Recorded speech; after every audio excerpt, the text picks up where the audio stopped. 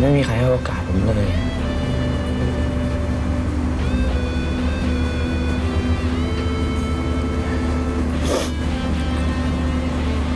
ผมเลิกยาได้แต่ทุกๆคนก็เรียกผมเป็นไอ้ขี้ยาทั้งนั้น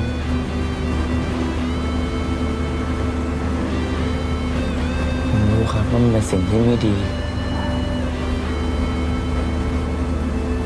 แต่ผมก็ต้องกลับไปหามันอีก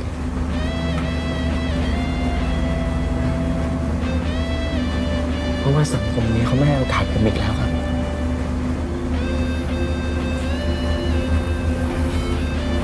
ไม่จริงหรอกนาทีดูอย่างฉันเป็นตัวอย่างสิฉันยังให้โอกาสกับเธอขนาดฉันคนที่ต้องเจ็บปวดเพราะยาเสพติดยังให้โอกาสกับเธอได้สักวันคนอื่นๆเขาก็ต้องให้โอกาสกับเธอได้เหมือนกันเชื่อฉันสินาที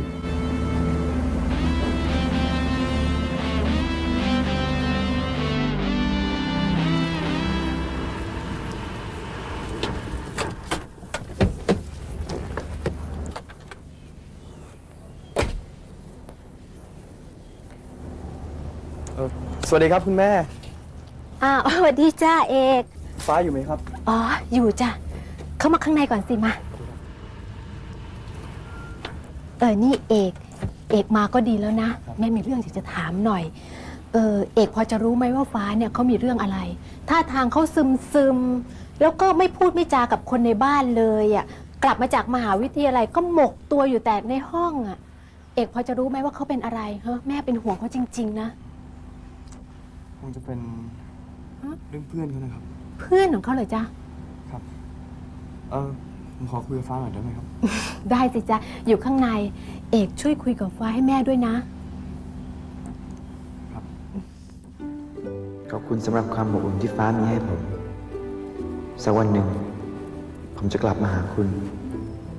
นาที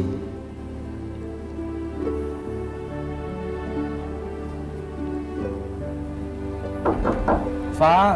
นี่ผมเอกนะผมมีเรื่องอยากจะคุยกับคุณเนี่ยฟ้าออกมาคุยกับผมหน่อยได้ไหมเอกคะเอกกลับไปก่อนเถอะขอฟ้าอยู่คนเดียวได้ไหมคะแต่ผมมีเรื่องสำคัญมาบอกคุณนะฟ้าออกมาคุยกับผมเถอะผมมีเรื่องของนาทีจะมาบอกคุณน่ะ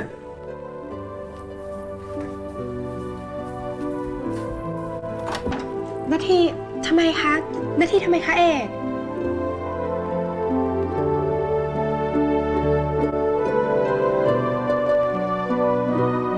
นาทีเหรอมันก็ไม่เชิงหรอกนะมันเป็นเรื่องของกล้องอะเพื่อนของนาทีเขามากกว่าก้องทำไมล่ะคะคือกล้องเขาตายแล้วอะไรนะก้องน่ะเหรอตายแล้วทำไมเขาถึงตายล่ะคะมีหนังสือพิมพ์ลงว่าโดดตึกตายเพราะเมายา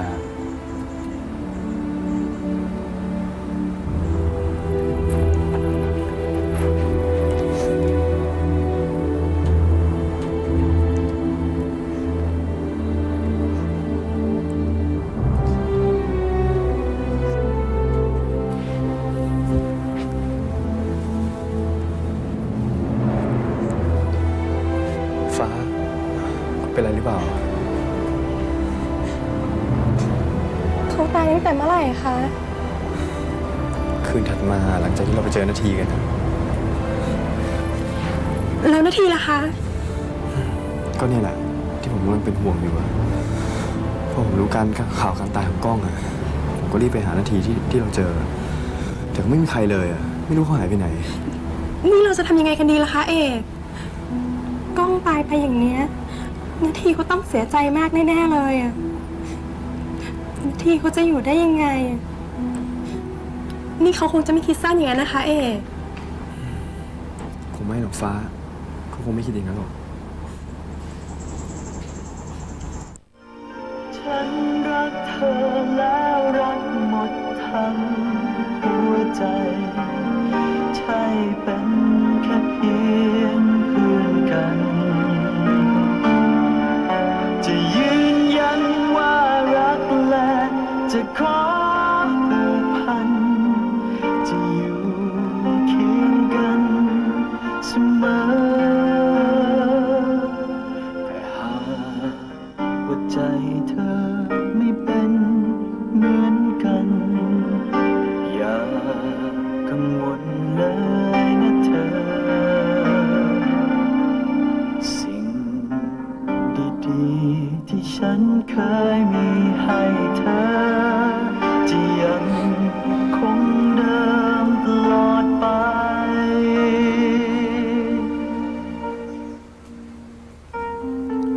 เป็นไงนาทีหึยังมีอาการเส้นยาอยู่บ้างหรือเปล่าหึ ก็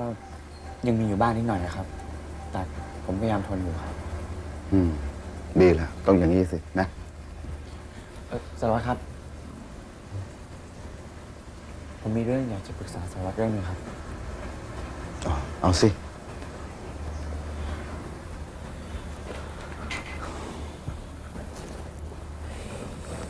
เรื่องอะไร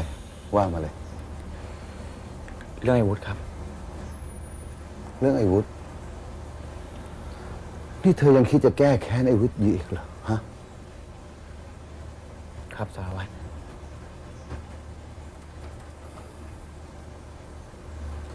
ฉันเข้าใจความรู้สึกเธอนะ แต่ฉันไม่เห็นด้วย ทำไมล่ะครับสารวัตร เธอฟังฉันนะนาที เธอจะไปสู้อะไรวุฒิมันได้ฮะ ที่ฉันให้เธอเลิกยา ไม่ใช่เพราะฉันอยากให้เธอไปแก้แค้นไอ้วุฒิหรอกนะ ฉันอยากให้เธอกลับเนื้อกลับตัวเป็นคนดี เธออย่าเอาอนาคตที่เธอพยายามจะสร้างมันขึ้นมาไปแลกกับคนอย่างนั้นเลย ปล่อยให้ทุกสิ่งทุกอย่างเป็นเรื่องของตำรวจเขาเถอะ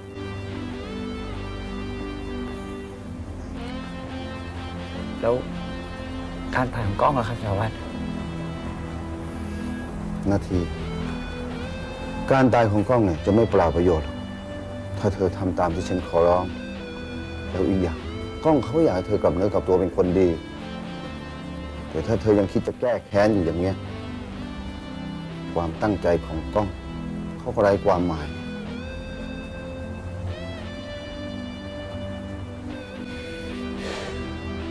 สารวัตรครับ ผมเองคืออยากจะทำตามความตั้งใจของกล้องนะครับ แต่ผมไม่รู้จะทำยังไงดีครับ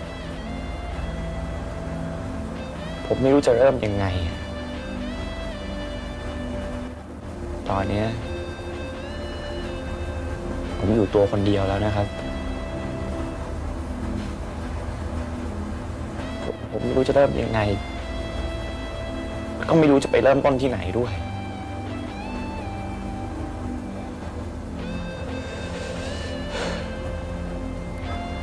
คนอื่นๆเขากลับไปเริ่มต้นกันที่บ้าน แต่ผมไม่มีบ้านให้กลับไปแล้วนะครับ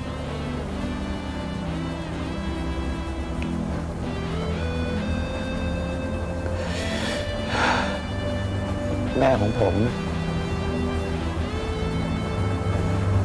เขาเกลียดผมครับ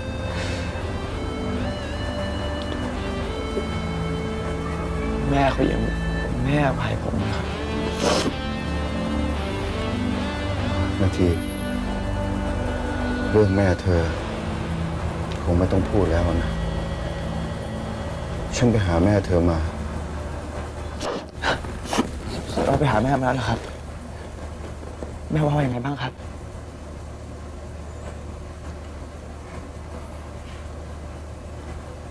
บอกผมมาเลยครับสารวัตรบอกผมนะครับ ก็ได้ อีกไม่กี่อาทิตย์เนี่ยนะ แม่เธอเขาจะย้ายไปอยู่ยุโรปแล้ว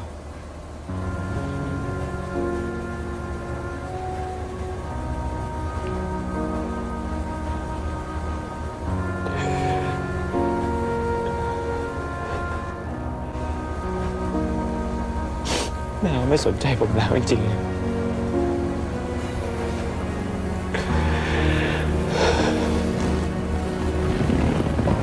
บางที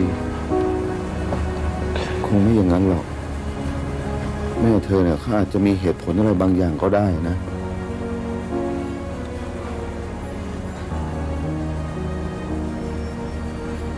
ให้ผมบอกแม่นะครับ รู้ดีครับ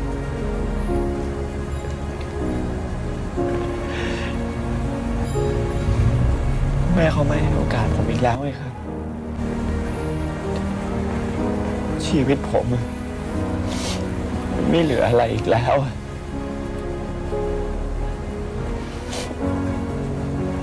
ก็อย่างที่ผมบอกกับสารวัตรนะครับว่าในสังคมนี้ ไม่มีใครจะให้อภัยผมอีกแล้ว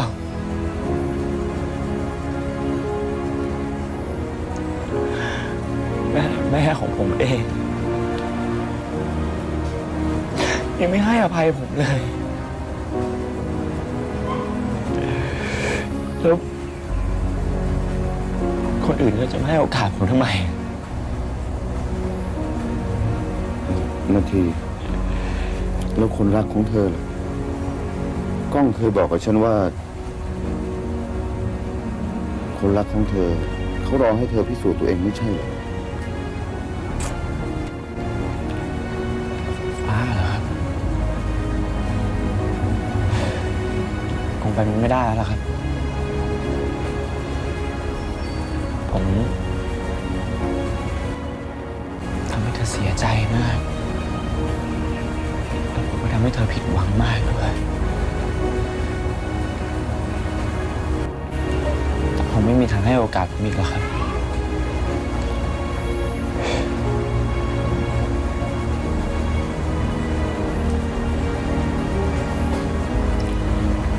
นาที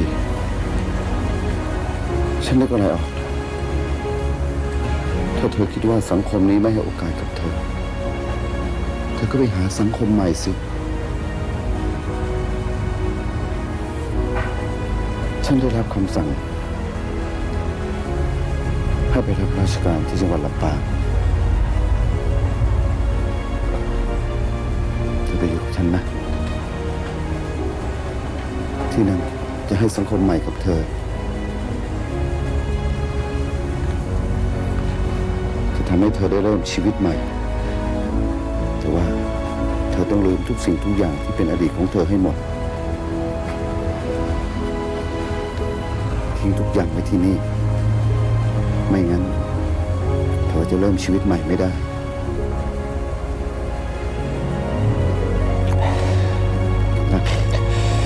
นาทีเป็นโอกาสของเธอแล้วนะ การตายของก้องจะไม่เปล่าประโยชน์เธอต้องพิสูจน์ตัวเองให้ได้นาที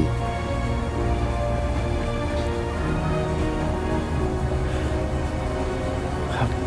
แต่ผมขอเวลาคิดดูก่อนได้ไหมครับ ได้สิ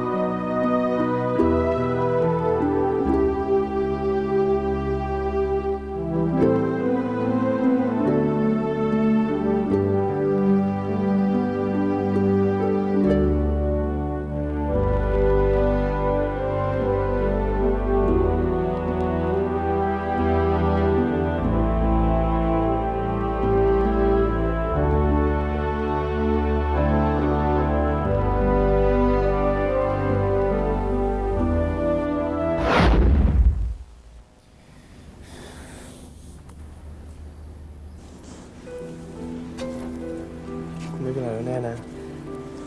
คุณไม่ดีขึ้นเลยให้ผมอยู่เป็นเพื่อนก่อนไหม ไม่เป็นไรหรอกค่ะเอ นี่ก็เย็นมากแล้วอะฟ้าไม่เป็นไรแล้วล่ะค่ะ ผมนี่แย่จริงเลยไม่น่าเอาเรื่องกล้องมาบอกคุณเลยเรื่องที่คุณเนี่ยก็ยังเสียใจเรื่องนาทีอยู่อะ อย่าคิดอย่างนั้นเลยนะคะเอ ถึงฟ้าไม่รู้วันนี้ ยังไงฟ้าก็ต้องรู้เข้าสักวันทั้งนาทีและกล้องก็ต่างก็เป็นคนดี บางทีการตายของกล้องอาจจะเป็นทางออกที่ดีก็ได้ เขาจะได้ไม่ต้องทรมานกับมันอีก แต่นาทีเนี่ยสิฟ้าเป็นห่วงเขาฟ้าไม่อยากเห็นเขาต้องเป็นอย่างนั้นอีก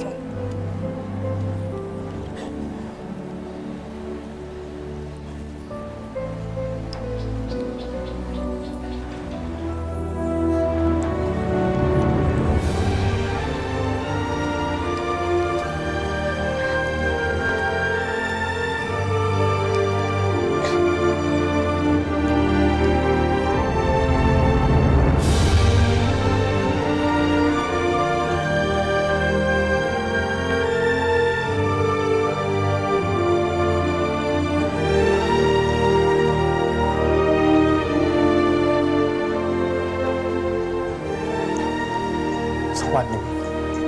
เขาต้องกลับมา คุณต้องได้พบเขาอีกครั้ง เชื่อผมสิ ขอบคุณค่ะเอกฟ้าจะรอให้ถึงวันนั้น เอกกลับเถอะค่ะฟ้าไม่เป็นไรแล้วล่ะค่ะ ผมกลับแล้วนะ ถ้าคุณต้องการคนปรึกษา โทรหาผมได้ตลอดนะ ค่ะ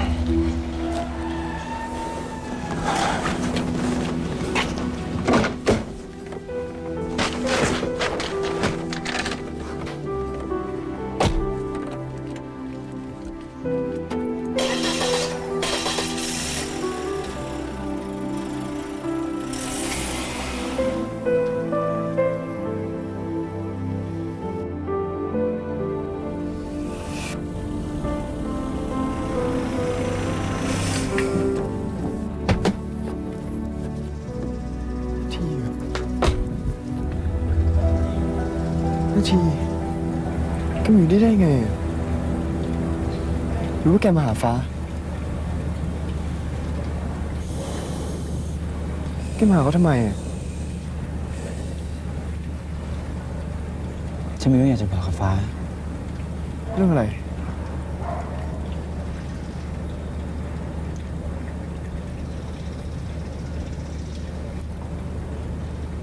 ฉันมาบอกลาฟ้า บอกลาเป็นเพราะว่าไง คืนนี้ฉันจะย้ายไปอยู่ต่างจังหวัด แล้วฉันจะไม่กลับมาที่นี่อีกแล้วอะ ย้ายทำไมก็ต้องย้ายด้วย ฉันจำเป็นเว้ย ที่นี่ไม่เหมาะกับคนอย่างฉัน แล้วก็ไม่มีใครต้องการฉันอีกแล้ว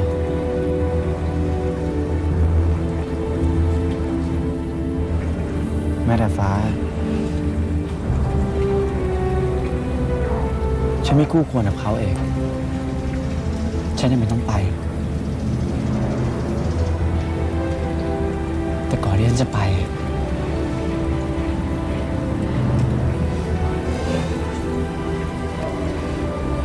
ฉันมีเรื่องอยากจะขอร้องแก เรื่องอะไร ฉันเคยสัญญากับฟ้าเอาไว้ว่าฉันต้องกลับมาหาเขา ก่อนที่ฉันจะไป ฉันอยากรักษาสัญญาที่ฉันให้ไว้กับฟ้า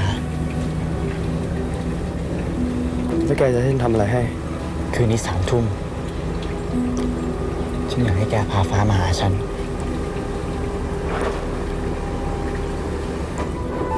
ฉันขอร้องนะเอก มันเป็นสิ่งสุดท้ายแล้ว ที่ฉันจะทำเพื่อเขาได้ แล้วก็มีแกคนเดียวนะเว้ยที่จะช่วยฉันได้ ฉันขอร้อง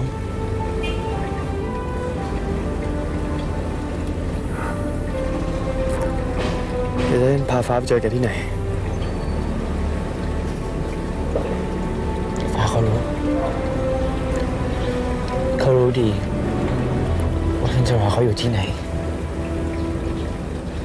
เพราะถ้าเรารักใคร ก็อยากจะทำดีกับเขา ก็อยากจะทุ่มเทใช่หรือเปล่า ให้เขามีชีวิตที่สดใส ฉันก็คือหนึ่งคนที่เฝ้ารักเธอ และรักจนหมดทั้งหัวใจ แต่ว่าฉันยังไม่เคยที่จะเห็นทางใด จะทำให้เธอดีอย่างนั้น อยากให้เธอเดินไป ไปให้แสนไกล ไปหาโลกใหม่ที่เธอฝัน ไม่อยากให้เธอมาทน อยู่กับคนอย่างฉัน เพราะฉันนั้นไม่ดีพอ ที่จะรักเธอ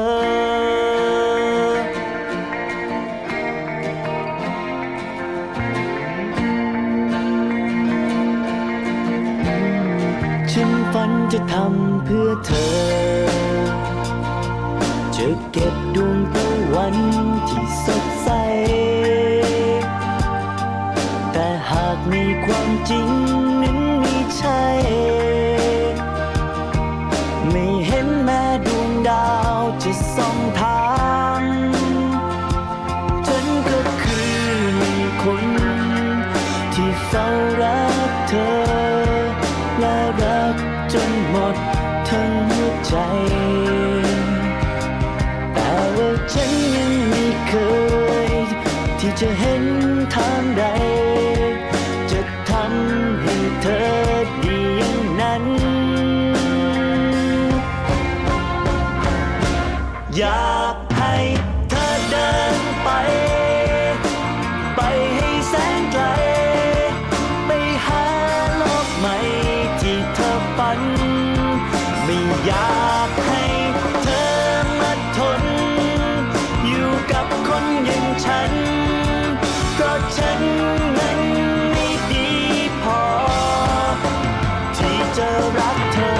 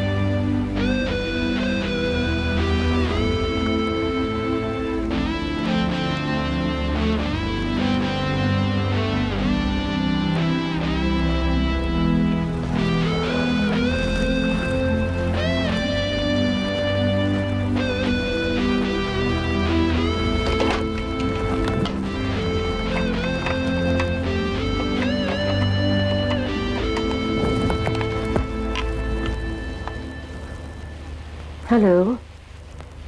สวัสดีค่ะ คุณพิเชษฐ์เหรอคะ ดิฉันยานีพูดค่ะ คืออย่างนี้ค่ะคุณพิเชษฐ์ดิฉันโทรมาเรื่องงานที่ยุโรปนะคะ คือดิฉันอยากจะขอเลื่อนกำหนดการเดินทางค่ะไม่ใช่ค่ะ คือดิฉันอยากจะขอเลื่อนให้เร็วขึ้นนะคะ อย่างนี้ค่ะคุณพิเชษฐ์งานที่กรุงเทพเนี่ยดิฉันจัดการเคลียร์เรียบร้อยแล้วค่ะ แล้วก็เลยคิดว่าน่าจะไปทางนู้นให้เร็วขึ้นค่ะ ขอบคุณมากค่ะคุณพิเชษฐ์ค่ะ สวัสดีค่ะ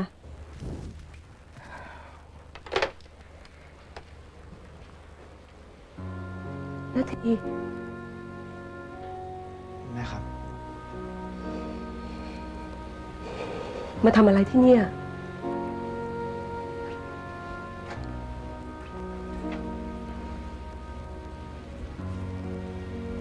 จะมาลาแม่ครับ หมายความว่ายังไงอะ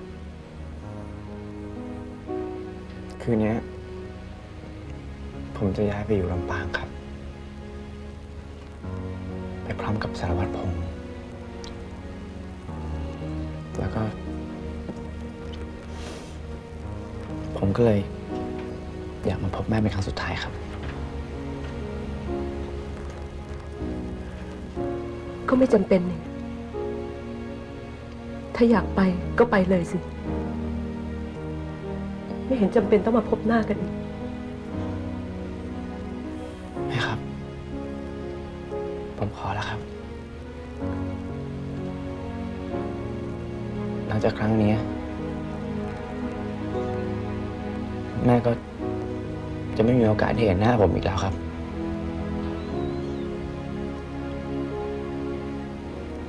แต่ก่อนที่ผมจะไป ผมอยากให้แม่ยกโทษให้ผม เรื่องนี้ผม เป็นสาเหตุที่ทำให้พี่กรณ์กับพ่อต้องตายครับ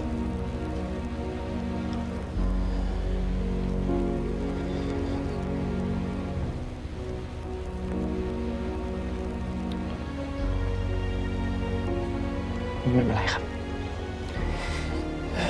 ถึงแม่จะยังไม่ยกโทษให้ผมก็เข้าใจครับ ความผิดของผมทำแต่เรื่องเสียใจให้แม่มาตลอด แต่ผม อยากให้แม่มาผมสักเรื่องก่อนที่ผมจะไปได้ไหมครับ